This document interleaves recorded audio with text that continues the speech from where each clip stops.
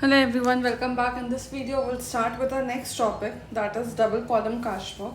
Last video में हमने single column cash book देखा था. उस पर क्या था, सिर्फ एक कॉलम बन रहा था, रिसीट्स के लिए एक कॉलम, पेमेंट के लिए एक कॉलम. ठीक है. अब जब हम डबल कॉलम कैश बुक का बात करते हैं, इस पे एडिशनल एक एक कॉलम आ जाता है. डेबिट साइड में एक कॉलम और क्रेडिट साइड में एक column, and that column is basically used for what? That column is used for discount. ठीक है. आप पैसे ले रहे हो, आप पैसे दे रहे हो, उसमें हो सकता है कि आपने कोई डिस्काउंट दिया होगा या आपने कोई डिस्काउंट लिया होगा, रिसीव किया होगा या अलाउ किया होगा. तो वो चीज़ को भी हम इस पर रिकॉर्ड करते हैं, इसीलिए इसका नाम है डबल कॉलम. डबल कॉलम क्यों? क्योंकि हम यहाँ पे दो अकाउंट्स डाल रहे हैं, एक डिस्काउंट के लिए and the other one is for receipt, मतलब अमाउंट्स के लिए, रिसीट का अमाउंट, पेमेंट का अमाउंट, और एक आपका डिस्काउंट का अलाउड अमाउंट या डिस्काउंट का रिसीव्ड अमाउंट. ठीक है. नाउ कहता क्या है क्वेश्चन, गणेश ने बिजनेस कमेंस किया 1 अप्रैल से. उसने 2,000 रुपये एज अ कैपिटल लगा के बिजनेस स्टार्ट किया. ये काफ़ी सारे ट्रांजैक्शंस उसने किए हैं. अब हमें क्या करना है, 2 कॉलम कैश बुक बनाना है, और 2 कॉलम में स्पेसिफाई कर दिया है क्वेश्चन ने कि कैश और डिस्काउंट रहेंगे हमारे कॉलम्स में. ठीक है. तो अब हम क्या करते हैं, हमारा फॉर्मेट क्या होगा, डेट दोनों साइड डेट आएगा. एक रिसीट की अमाउंट डिटेल्स रहेगी, एक पेमेंट की डिटेल्स रहेगी, जिसको जनरली हम लोग पर्टिकुलर्स बोलते हैं. ठीक है. लेजर फोलियो हमें डालना ज़रूरी है, जर्नल फोलियो मत लिखना, हमेशा लेजर फोलियो लिखना, क्योंकि बेसिकली एक सब्सिडियरी बुक है, विच मीन्स कि वो एक जर्नल है, एंड हेंस जर्नल जब भी आप बनाते हो लेजर फोलियो लिखते हो. ठीक है. भले ही इसका काम ये लेजर का भी काम करता है, लेकिन स्टिल आप इसे जर्नल फोलियो ही लिखना. ठीक है. अब आपका 2 कॉलम रहेगा, एक डिस्काउंट का रहेगा कॉलम, और एक जो आप अमाउंट बेसिकली रिसीव कर रहे हो उसका रहेगा. And on the left hand side, that is on the credit side, एक डिस्काउंट का कॉलम रहेगा और एक आपका अमाउंट का कॉलम रहेगा. ठीक है.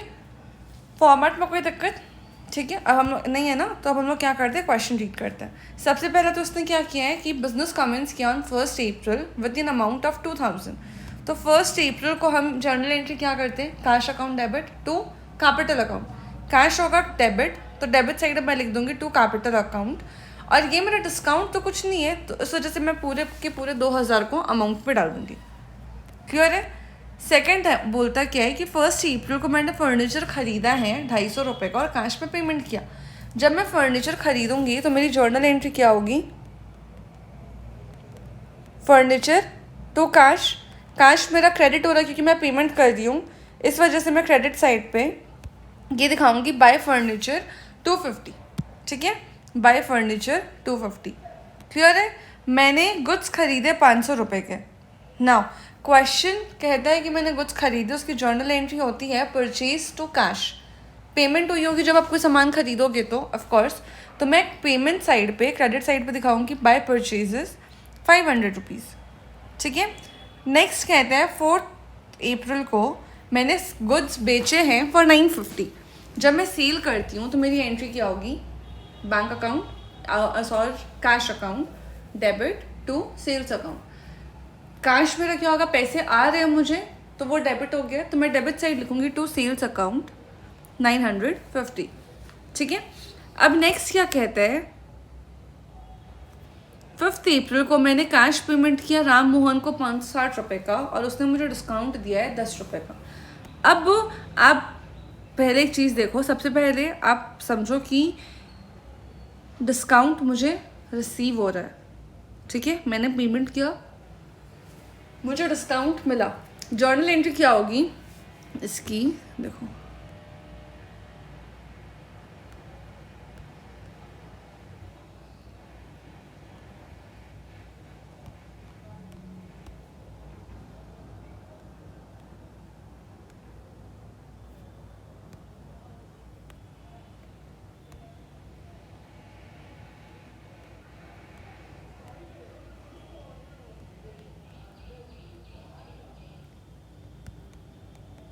जर्नल एंट्री होगी मेरी Mohan account to cash account to discount account.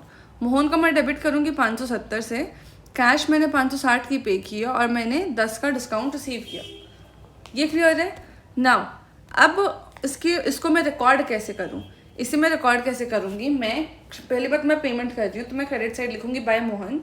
₹560 मैं अमाउंट में लिखूंगी कि मैंने ₹560 पेमेंट किया है और ₹10 मुझे डिस्काउंट मिला है, तो वो मैं डिस्काउंट के कॉलम पे ₹10 दिखा दूंगी। क्लियर है?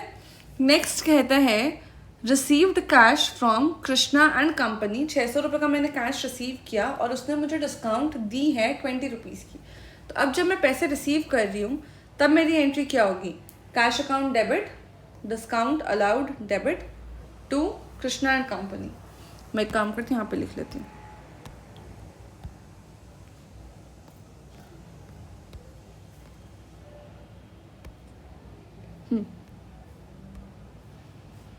एंट्री होगी मेरी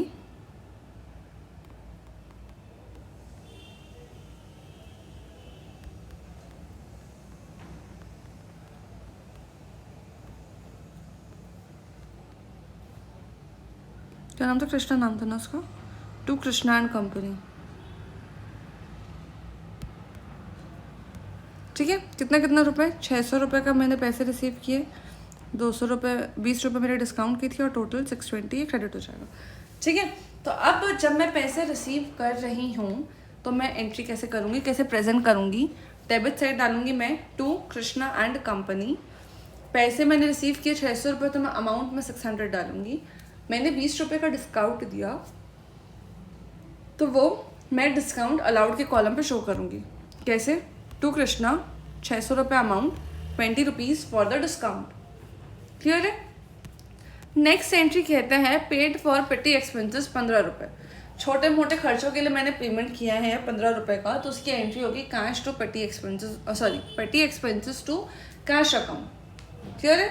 अब मैं उससे पेमेंट कर रही हूँ तो मैं क्रेडिट साइड पे दिखाऊंगी बाय पेटी एक्सपेंसेस ₹15, बाय पेटी एक्सपेंसेस ₹15। क्लियर है? फिर कहते हैं मैंने कैश में परचेज किया है ₹150 का, तो मैं जब खरीदूंगी तब मुझे पेमेंट करना होगा, तो मैं पेमेंट साइड दिखाऊंगी बाय, क्या दिखाऊंगी? By purchases account 150। ठीक है, तो यहाँ पे आ गया बाय परचेजेस अकाउंट ₹150, ये भी हो गया। फिर कहता है पेड फॉर लेबर ₹1000। मैंने लेबर के लिए पेमेंट किया ₹1000, तो मैं क्रेडिट साइड पे दिखाऊंगी बाय लेबर चार्जेस या बाय वेजेस, बाय सैलरी, आप कुछ भी लिखो, ₹1000। फिर आता है अली एंड सन्स को मैंने ₹400 का पेमेंट किया है, उन्होंने मुझे ₹8 का डिस्काउंट दिया। ठीक है, तो ये जो एंट्री हमने अभी किया था ये सेम एंट्री ही जाएगा, बस यहाँ मोहन के बदले अली जाएगा और ये अमाउंट्स चेंज होंगे। ठीक है, तो हम लिखते हैं यहाँ पे अली एंड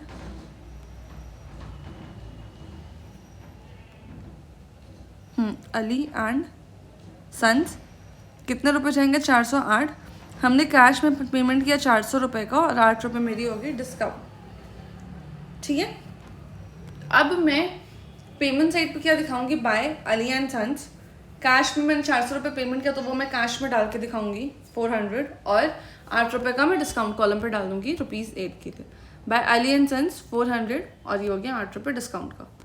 ठीक है, अब इस पे मुझे क्या करना है? मैंने सारी एंट्रीज रिकॉर्ड कर ली है, मैं अब करूँगी बैलेंसिंग। ठीक है, बैलेंसिंग अब कैसे होता है? अब एक चीज़ देखो, डिस्काउंट के कॉलम्स का कभी भी बैलेंसिंग नहीं होगा। आप एक चीज़ ध्यान रखना, क्यों? ये दोनों डिस्काउंट अलग है। ये जो डेबिट साइड डिस्काउंट है ना, ये डिस्काउंट अलाउड होता है। एक सेकेंड,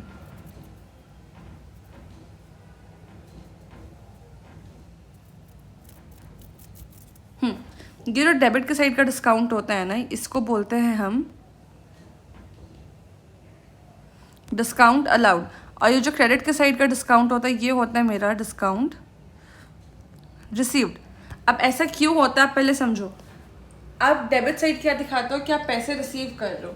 ठीक है, अब आप लॉजिकली देखो कि जब आप पैसे रिसीव कर रहे हो उस टाइम पे आपको डिस्काउंट मिलेंगे कि आप डिस्काउंट दोगे। आप कुछ सामान बेचा आपने, आपको पैसे मिले, तो उस वक्त आप डिस्काउंट दोगे ना, आप डिस्काउंट अलाउ करोगे। ठीक है, तो इसीलिए यहाँ पे जब हम पैसे रिसीव करते हैं डेबिट साइड में रिसीट में देखते हैं, तो उस केस में जब हम पैसे रिसीव कर रहे हैं तो बाय डिफ़ॉल्ट हमें ये समझ आता है कि हम डिस्काउंट अलाउ कर रहे हैं। लेकिन जब हम पेमेंट कर रहे होते हैं तब मुझे डिस्काउंट मिलता है, मैं डिस्काउंट रिसीव कर रही हूँ। क्लियर है? इस वजह से सिंस ये दोनों डिफरेंट चीज़ें ही हैं, डिफरेंट लेजर्स हैं, हम इसे बैलेंस नहीं करेंगे। लेकिन ये जो अमाउंट वाले कॉलम्स है ना, इसको मैं बैलेंस करूँगी, ठीक है। ये बैलेंस कैसे होगा? पहले मैं टोटल निकालती हूँ दोनों साइड का। डेबिट का टोटल आएगा 29, 35, 50, ठीक है। मेरे डेबिट का टोटल आ रहा है 3550। क्रेडिट का टोटल निकालती हूँ मैं 1000, 1250, 1310,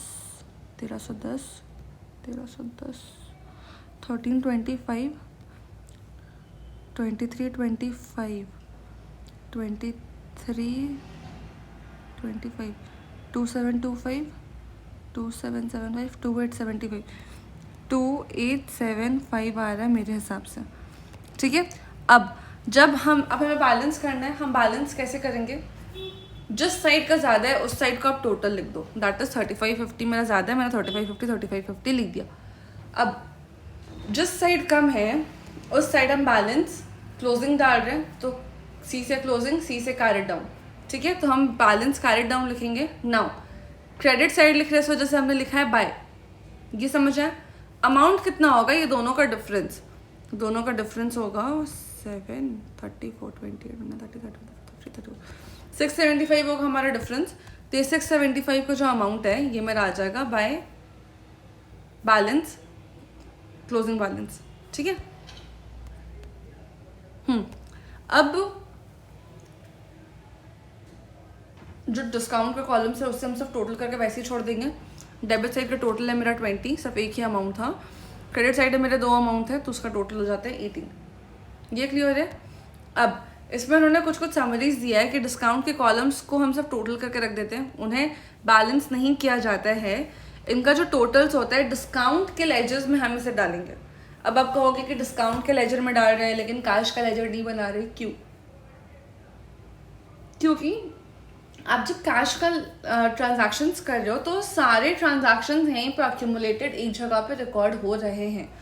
लेकिन डिस्काउंट के सिर्फ इतने ट्रांजैक्शंस नहीं हैं, और भी हो सकते ट्रांजैक्शंस हो कि आप पेमेंट नहीं कर रहे हो, उस वक्त ही आपको कोई डिस्काउंट मिल गया, या आपने पैसे रिसीव नहीं किया, आपने अपने कस्टमर को डिस्काउंट दे दिया, तो वो सब तो ना कैश रिसीट के ट्रांजैक्शन है ना कैश पेमेंट के ट्रांजैक्शन है, तो आप उसे कैश बुक में रिकॉर्ड ही नहीं करोगे। तो जब आप यहाँ पे रिकॉर्ड नहीं कर रहे हो तो आपकी डिस्काउंट कंप्लीटली तो रिकॉर्ड नहीं हुई है।